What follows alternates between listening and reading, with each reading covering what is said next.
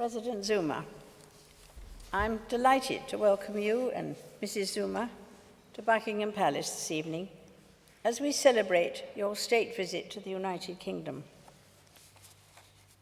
20 years ago, last month, Nelson Mandela was released from prison in South Africa, heralding an extraordinary process of liberation and democratic renewal. The task was daunting in its scale and ambition, but was achieved through a deliberate and courageous effort of reconciliation and peaceful resolution of differences. My first and highly memorable experience of South Africa was in 1947. The extraordinary beauty of the country and the vibrancy and diversity of its culture made a powerful impression upon me then. You can imagine how vivid the contrasts between that visit and my next were, nearly half a century later. When Prince Philip and I visited South Africa in 1995, we could see for ourselves how much the country had changed. Just 1 year after the momentous elections which had brought President Mandela to power, a new atmosphere of self-confidence and positive hopes for the future was already very apparent. In the period since, by developing its democratic institutions, South Africa has been able to tackle many of its internal challenges. And on the international stage, having taken a seat on the Security Council of the United Nations and helped to bring peace to Burundi, South Africa has been developing a reputation for asserting its influence wisely. Mr. President, South Africa and the United Kingdom have long been the closest of friends.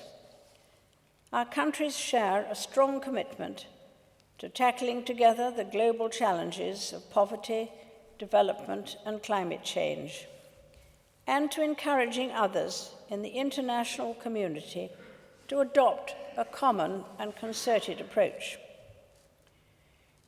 We can also point to the many other thriving modern partnerships that exist between our governments, businesses, and people. Later this week, Mr. President, you will be attending the United Kingdom South Africa Business Seminar, which will illustrate the great depth of our trading relationship. Recognizing that even in unsettled economic times, London remains a global centre for trade, finance, and international growth, some 600 South African companies have invested here. In return, British investment has played a significant part in South Africa's rise as a major emerging economy. The bilateral relationship between South Africa and the United Kingdom is ambitious, developing many and diverse links. Increasingly, for example, universities, local authorities, cultural groups, and non-governmental organizations from our two countries are forging their own partnerships. Of course, a rather wider engagement with the world beckons for South Africa. In a few months' time, the FIFA World Cup, the first such tournament in Africa, will be in full swing. Beyond the friendly sporting rivalries, I hope that the event will allow South Africa to show off some of the wonders of its natural environment and the character of its people, attributes which Prince Philip and I have been fortunate to admire at first hand over the years. Mr. President, you will know the old African proverb which says, "If you want to walk fast, walk alone. If you want to walk far, walk together." I believe this epitomizes the modern partnership between the United Kingdom and South Africa, working together to secure mutual benefit for ourselves and the wider world with equal conviction. Ladies and gentlemen, I invite you all to rise and drink a toast to President and Mrs. Zuma and the people of South Africa.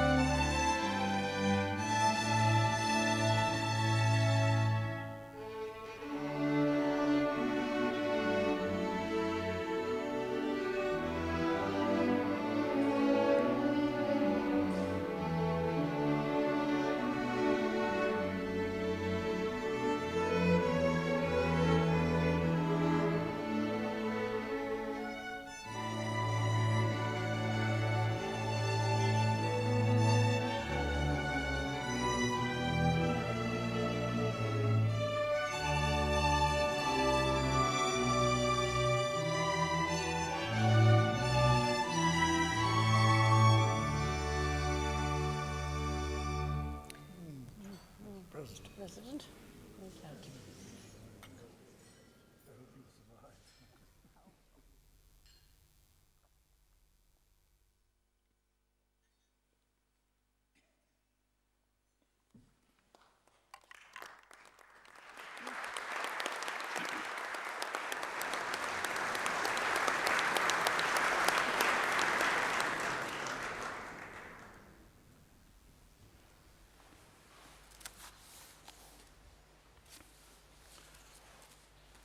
Your Majesty,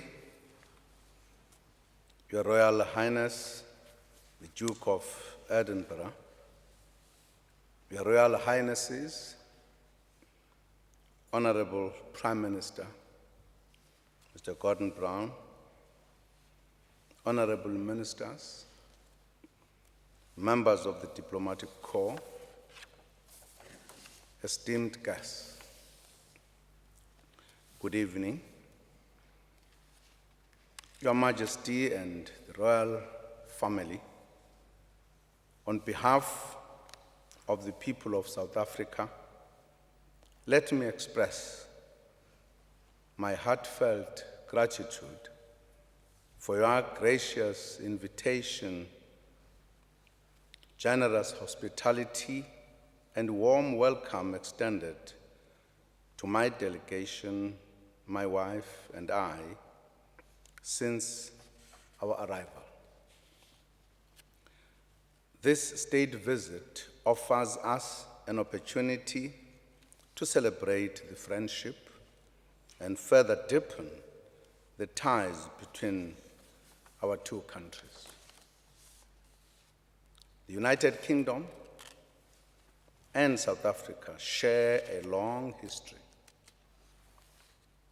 We wish to express our deep gratitude to the British people for their generous support to us during the struggle against apartheid.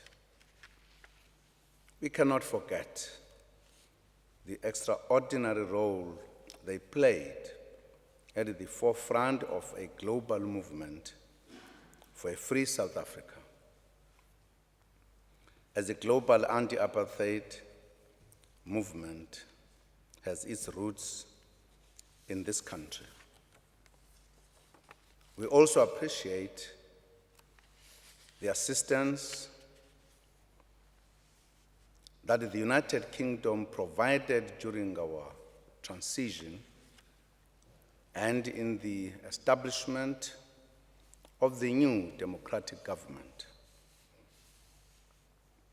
Your Majesty, it is on the rock of human solidarity that our relationship is built, and also the strong people-to-people ties.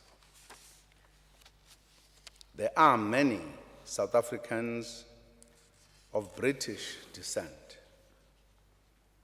The culture, language, institutions, practices, and values of this nation have left distinctive imprint on South African life. There are many South Africans living and working in the United Kingdom. There are even more Britons living and working in South Africa. This enriches the strong diplomatic ties and healthy economic relations between our two countries. Your Majesty, our country has done well since the demise of apartheid and the dawn of freedom and democracy 16 years ago. We have a strong and vibrant democracy and treasure our freedom, non-racialism, and civil liberties. As a people who fought so hard against oppression and racial domination, united in our diversity, we pride ourselves on being one of the most multicultural societies in the world. We are also making significant progress in working to eradicate poverty and to improve the quality of life of all our people, especially the poor. Much more still needs to be done, and we are happy to have the United Kingdom as one of our key development partners and friends. Our bilateral relations with your government, structured into the South Africa-United Kingdom Bilateral Forum, enables us to focus our cooperation in, amongst others, the areas of agriculture, defense, education, health, economic development, sports and recreation, as well as environmental affairs. The United Kingdom is also a significant investment and trading partner and is South Africa's largest foreign investor. It is not surprising, therefore, that we are accompanied by 210 business people, the largest business delegation ever to accompany a South African head of state on a state visit. We still have a lot of work to do to create the type of society where all South Africans live in prosperity, with access to quality basic services such as health, education, housing, decent jobs, and a host of others. The fight against poverty, therefore, remains at the heart of all our efforts. The creation of decent work for all our people is a central economic priority. We have a clear plan of how to achieve these goals and also want our efforts to yield results faster. Externally, South Africa is also committed to contributing to the quest for a better Africa and a better world. We work with Africa and other development partners towards the attainment of the Millennium Development Goals on the continent. In this regard, we acknowledge the contribution of the Government of the United Kingdom, non-governmental organizations, and the business community for their commitment to the development and growth of the African continent.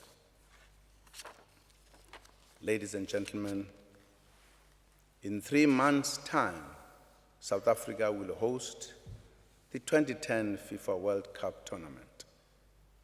This is the biggest event of its kind to be hosted in Africa, and for that reason, we have worked round the clock to ensure readiness. We look forward to welcoming the football fans of the world to our country. We are pleased that we will be able to share experiences and knowledge with the United Kingdom as you prepare to host the 2012 Olympics. It is precisely these kinds of exchanges that make the ties that bind our two countries ever stronger. We thank you again, Your Majesty, for your gracious invitation. Ladies and gentlemen, may I humbly request you to rise and join me in a toast to Her Majesty the Queen and His Royal Highness the Duke of Edinburgh. And I thank you.